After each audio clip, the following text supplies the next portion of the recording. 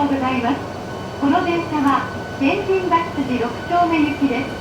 次は北浜京阪線は乗り換えです。出口は右側に変わります。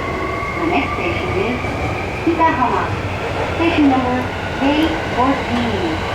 Please change here for the Keihan line. 2号出口から西へ約80メートル。大阪新信用金庫本店にお越しの方は次でお降りください。ご乗車ありがとうございます。交通局では乗車側の構造に取り組んでいます。快適な車内環境を作るため、他のお客様のご迷惑なることはおやめください。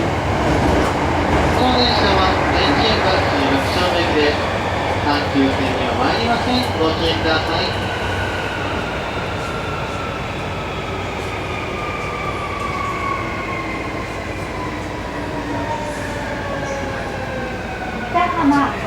北浜京阪線は乗り換えです。